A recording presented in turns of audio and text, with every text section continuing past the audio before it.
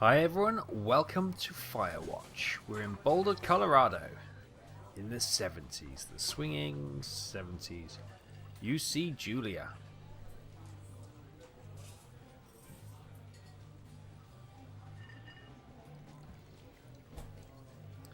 And we stare at her for an awkwardly long time, it would seem.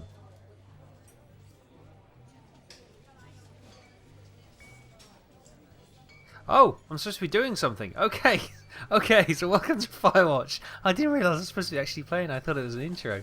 Okay, you see Julia. She's about your age, late 20s, laughing, well-dressed professor with grad students from nearby CU Boulder. Or Boulder. You, Henry, are out drinking with your pals. You approach her. Hello, darling. You are drunk. I knew we would be. So, what's your, major? You're pretty. So what's your major? Go on, we'll try and engage in some sort of conversation. You slur the word major and it smells like cause. You give an awkward smile. Evolutionary biology, she says, and I'm a professor. Cool, you reply. What's yours? She asks. She sniffs the air. Toxicology? Was that a burn, you ask? She says definitely. Oh. Worried she hurt your feelings, she asked if you would want to split a cheeseburger. 1 week later, you are Julia's boyfriend. Well, that went well. I didn't see that heading quite in that direction. And use an object. Okay, here we are. This is us. We got jeans on, some boots on. We're doing some sort of Irish jig. Anyways,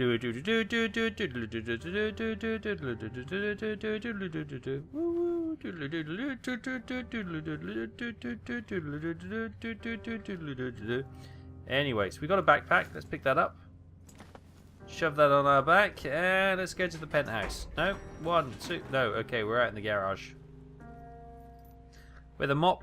Oh, no, we don't. We have a brush. We have a fire extinguisher. A couple of breeze blocks. We got a car there, which I guess is where we need to go. Well, let's have an explore around. See what's here. Some paints and stuff in there. Okay, it looks like there's just us and the car. We'll have a quick look around here. If not, we'll come back and check the car out. I am the worst when it comes to playing these games, these narrative-driven games, because I do just look everywhere. When there's a clear path in front of me, I will just explore everywhere because somebody's... Oh, there's a bit of a gap there in the scenery. Let's not look at that. But somebody's gone to this problem. Oh, let's load the gear. See, pickup trucks wouldn't work in the UK. If you put your stuff in the back, people would just nick it. You date for over a year. She drives you absolutely nuts. It's great. Fantastic. You move in. You share an apartment near the school with a view of the mountains. You two drink beers out on the deck. You drink beer just about anywhere. Life is good. Oh, wonderful. That's at the end of the game. Julia wants to get a dog. Yay! There's a scruffy, undersized beagle. Julia's in love. She wants to bring it with her to the class. There's also an intimidating but gentle-eyed German shepherd. Nothing bad could happen to Julia while walking this dog. It's badass. Get the German shepherd and call it Mayhem, or get the beagle and name it Bucket. Julia's in love with the beagle, so we're going to have to be soppy and get the beagle, aren't we? Bucket's a good dog, and a week later you've totally forgotten all about the other one. Julia loves him. You love him too. Aww. 1979. A great year. A wonderful year. The year that the Earth irrefutably changed for the better. Yes, I was born in that year. Yeah, just in case you wonder where I was going. You talk about the deck. It's summer. You talk out on the deck, I beg your pardon. I should read it properly. It's summer, 9:30 p.m, and the heat still radiates off the high desert. What do you think about the kids? She asks. About kids, she asks. Kids? They're not very smart or good at much. I'm saying if you and I have a couple of little idiots. That'd be pretty good. One day, why rush? Yeah, that'd be pretty good. In that case, we should probably get married. Yeah, I would like that, you say. These kids are going to be screwed up enough. It's probably for the best that the parents are hitched. She's absolutely right. So this is obviously building up our backstory. We're just getting out of our truck now, and we are out in the wilderness. So, fire danger. Here we go. Today, I'm trying to read that. I can't. So here we are. We're back in the truck. This is where the game starts for real. As you can see, it's got a similar kind of style to The Long Dark. It's got that lovely kind of, I don't know, that arty style to everything. It looks absolutely gorgeous, just like The Long Dark. Thoroughfare trailhead. Here we go. Can we look at the map? No, we got do not forget to check in. You're in their country. Learn to live with bears. No fireworks. Warning, thoroughfare trail is not recommended for inexperienced hikers. Good job we've got a belt. Oh, that's our backpack, isn't it? And we're doing the Irish jig again. Anyway, let's get going. We have a little box here on this trail. But let's check out what's going on. So this isn't a survival game per se. It's more of an experience in the wilderness. That sounds like somebody's trying to convince you to do something which is illegal, doesn't it? But 1980. It's a Thursday night and Julia is 4 hours late. She doesn't call. You're worried and getting angrier by the minute. She walks in after you've gone to bed. She's not quite drunk, but she's clearly been having a fun time. You fight when she gets between the sheets. You get mad, you ignore her. I'll ignore her. I'm one of those grumpy people who ignore rather than get angry. You don't touch each other all night. Oh no. It's going to be a cold night. The next day you feel guilty for being so angry and ask her about the evening. She says it was great. You hold onto a tiny pill of resentment. You make some coffee and go to work. 1981. Julia still likes to draw. She draws plants for her research. She draws all the places you go. She draws you. You pose and flex like He-Man. He-Man and the power of a great skull. Anyway, you frolic like a Victorian secret model. Yeah, let's do that. Victoria's Secret model. Sorry, not Victorian Secret. Very nice. So this is all the prologue, just in case you're wondering what the hell is going on. We're still doing our backstory build-up. So look at this sunset. This game, you know, you thought The Long Dark was gorgeous. This game is equally as beautiful. Look at this. Absolutely, absolutely stunning. Two Forks Fire Lookout. Two Forks Fire Lookout. 8 more miles still. Okay, so we're going to go that way. Spacebar to jump over obstacles. Hooah! We are far more active than the previous guy. 1982. During the summers, you and Julia enjoyed walking Bucket at night. Bucket's the beagle, in case you've already forgotten. There's a festival in town. It brings in folks from far away places. One of them tries to mug you with a knife. Bucket gets kicked. Bibaba. The dog, Julia yells. She gets flustered and has trouble speaking when she is stressed. You confront, you scare him away, you beat his goddamn face in. Let's scare him away. You reach into your pocket like you've got a gun and threaten to kill him. You manage to scare all three of you. He runs away. Julia asks to take a different path from the day forward. You say okay, but don't want to go that way either. From then on, you walk by the river. 1984. Plans to have kids, get waylaid by work. Julia gets offered a job at Yale. Yale is in Connecticut, 2,000 miles away. It's a great job, associate department chair. She wants to move. You absolutely do not. Convince her not to take the job. Agree if she commutes back and forth.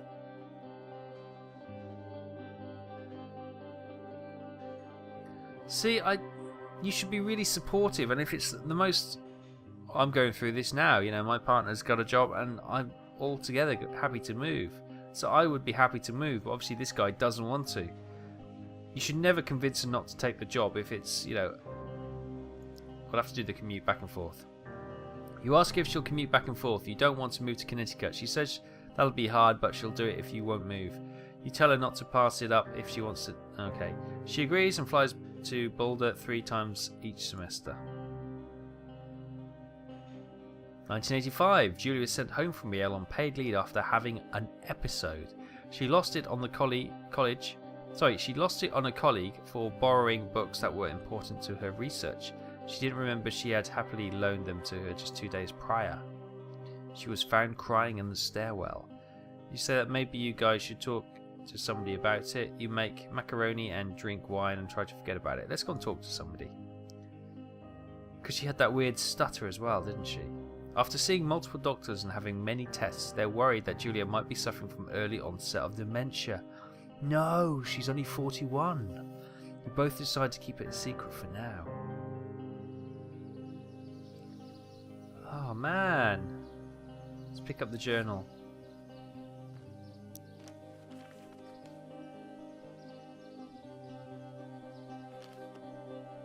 I did not need to see that.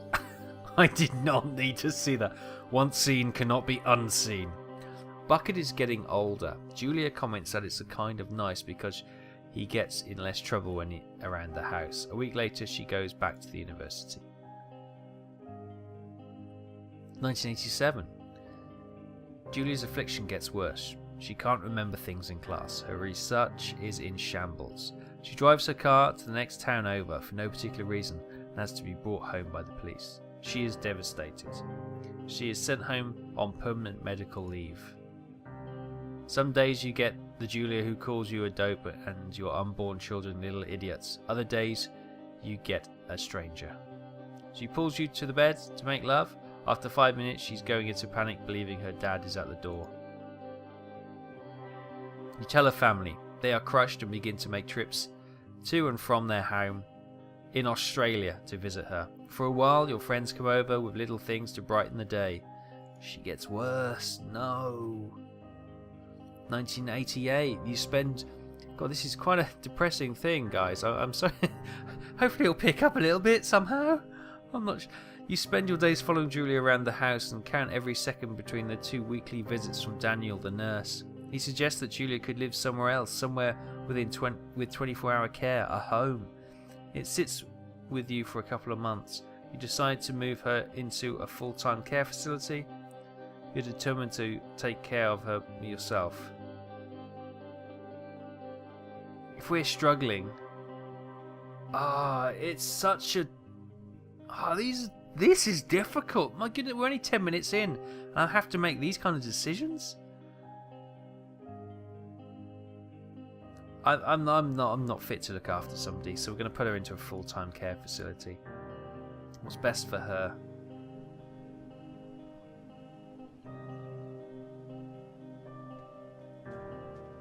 See, I always go backwards. It's the wrong thing to do. Let's go forward. Never go back. Always forward. And we get a kind of respite with this beautiful scenery.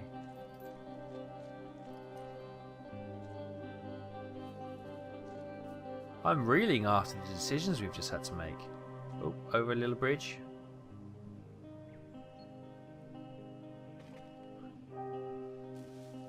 It's a deer. Majestic deer. Her family agrees with your decision. You find a fantastic place in Boulder and move her there. You see her every day. Then every other day. Oh no. You go out to the bar with your old friends. It's not the same. You get the feeling that every wife tells her husband, if you ever put me into a home like Henry did, I will cut your balls off. You slowly decide not to see your old friends that much. Oh no, our life is... Oh no. 1989, Julia's sister Susan moves to Boulder to be close to her. She visits every day. You go with her some of the time. Susan buys an old typewriter and urges you to use it if you won't see a therapist. You won't. You've always really liked Susan. No. Months go by. Bucket! Oh my god! Oh, what are we doing to ourselves? Julia doesn't remember him when you tell her. Sometimes it takes her a minute to lock in on you. In the back of your mind, you believe it's because you see her less and less, and seeing her less and less makes her forget you more. You think summer is coming and you see an ad in the paper for a job. You take it.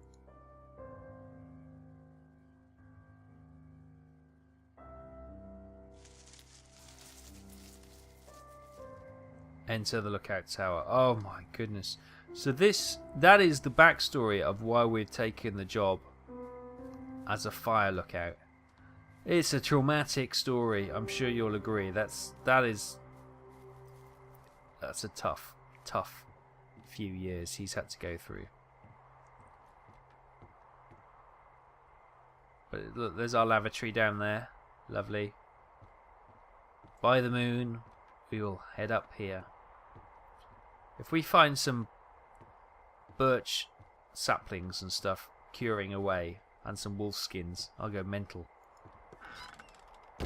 It's a different one. We've got a walkie-talkie.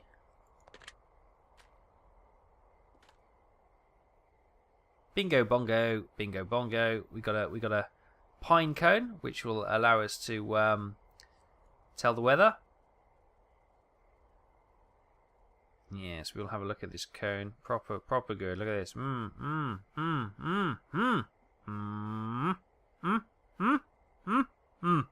Okay, we'll put it back. We've got some boxes here. Supplies for 2 forks. Got a desk lamp. Doesn't work. Fire extinguisher. We've got a little wooden stove. Oh my goodness, this is feeling a little bit like... We got another fire cone. Look. Okay. This is feeling a lot like the Long Dark already, isn't it? Cookbook. Okay, nothing to look at there. National Forest Guidebook. We've got a water jug. Fantastic. We've got The Singular Mind by Dr. Jonas Allard. Don't mind your mind alone. Okay, put that back. What we got there? Glory. We have some light actually. It's quite dark in here, isn't it? Struggling to make this out. Over 1 million. Michelle McManus book. Okay, fine. Put that back. We don't need that. We have a map table, which is nice, and we've got some more supplies, and we've got a bed. Fantastico. What was that? Sorry, what just triggered up then? Nope. Desk drawer. There we go. We got a pencil and not much. Okay. We got a light switch. Hang on. Okay. We got some bowls, a saucepan, some books, a fire bucket. Wyoming. Look at this. A broken clock. Bring it. Dig it. We got a picture of a raccoon. And paradise. Here we go. Generator switch. There we go.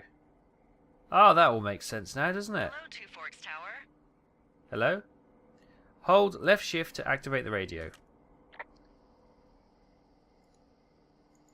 There you go. Hello? Whoever this is? It's Henry, right? Yeah. I'm Delilah. Hey, Yeah, Delilah. that's what the guy said on the phone. So, what's wrong with you? Excuse me? People take this job to get away from something. So, what's wrong? What's wrong with you? That's a great idea. Go ahead. Look, I just hiked for 2 days, so I don't really follow whatever it is you're doing right now. You take a stab at what's wrong with me.